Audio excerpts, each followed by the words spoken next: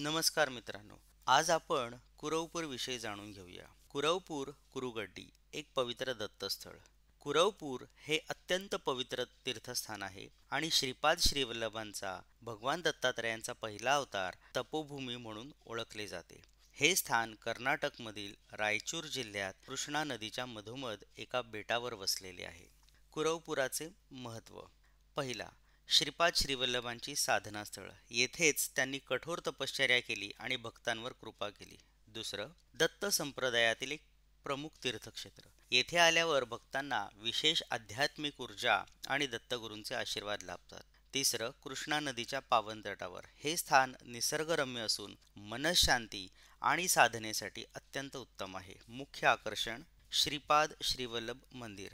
या मंदिरात श्रीपाद श्रीवल्लभांच्या दर्शनासाठी हजारो भक्त येतात.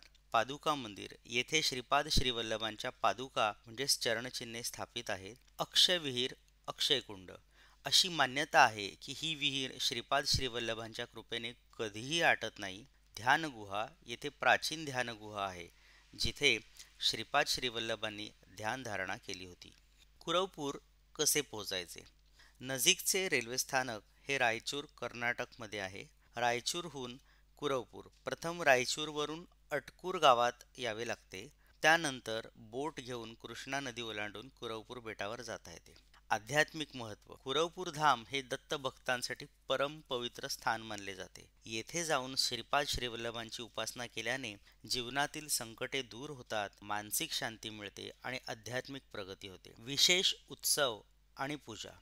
गुरुपौर्णिमा मोठ्या उत्साहात साजरी केली जाते. श्रीपाद श्री वल्लभ जयंती हा दिवस विशेष महत्त्वाचा असतो. नित्यपूजा आणि अभिषेक. भक्तांसाठी विविध धार्मिक विधी आणि सेवा उपलब्ध आहे. कुरवपूरमध्ये राहण्याची व भोजनाची सोय साधारणपणे मठामध्ये किंवा स्थानिक धर्मशाळांमध्ये केली जाते. येथे भक्तांसाठी नाश्ता आणि प्रसाद भोजन उपलब्ध असते. कुरवपूर मंदिराचे वेळापत्रक. मंदिर उघडण्याची वेळ सकाळी 5 वाजता आहे. महामंगल आरती सकाळी 6 वाजता आहे. माध्यान्ह पूजा आणि अभिषेक दुपारी 12 वाजता. संध्याकाळची आरती संध्याकाळी 7 वाजता. मंदिर बंद होण्याची वेळ रात्री 9 वाजता. विशेष विधी व पूजा.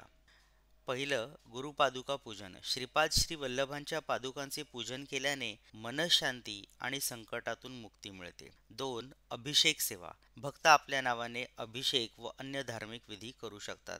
3. अन्नदान सेवा. येथे दररोज हजारो भक्तांसाठी अन्नदान केले जाते.